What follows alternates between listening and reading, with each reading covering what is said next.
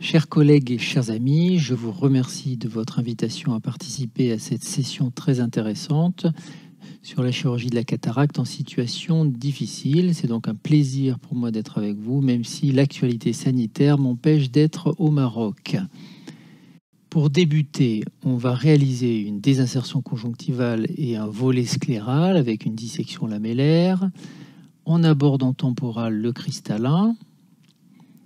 On réalise le capsulorhexie sur un cristallin qui tient à peu près, puisque la zonule est présente sur quasiment les 2/3.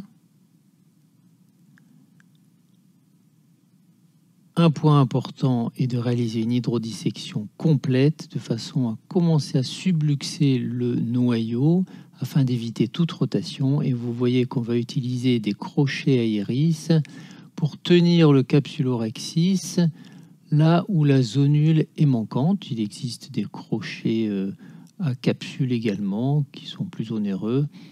On a tous dans nos armoires ce type de crochets à iris qui peuvent tenir des capsules.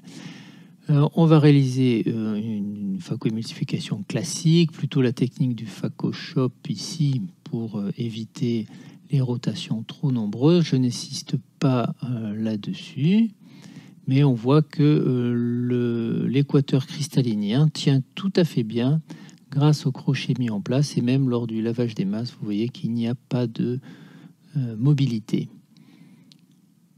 On va donc commencer par implanter un anneau de sac avec un secteur, puisque la partie nasale ne pourra pas être couverte par une reconstruction aérienne.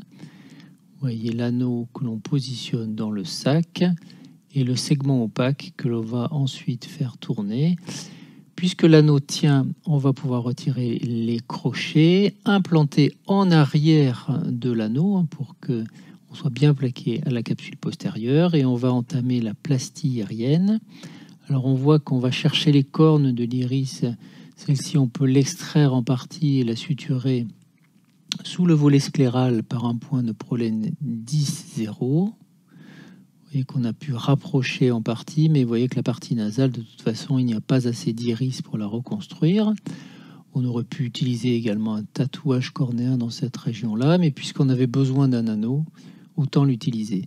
On va passer des fils dans cet anneau pour le rapprocher du secteur nasal, car souvent là où la zonule est manquante, eh bien, il peut y avoir un déplacement quand même de l'anneau et de l'implant vers le côté temporal. Donc vous voyez qu'on a passé un fil de prolène 10-0 qu'on a suturé sous le volet scléral.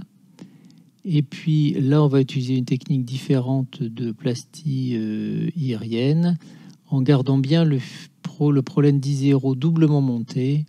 Et là, c'est deux aiguilles donc, qui se réunissent, puisque on a deux aiguilles pour un seul fil dans la boîte. Et lorsque l'on va les suturer l'une à l'autre, eh bien, vous voyez que l'iris va se rapprocher du secteur nasal. On peut rincer, on voit que la partie nasale est couverte par l'anneau opaque, une petite bulle d'air. Voilà, nous n'avons pas eu de vitré au cours de cette chirurgie, tout va bien.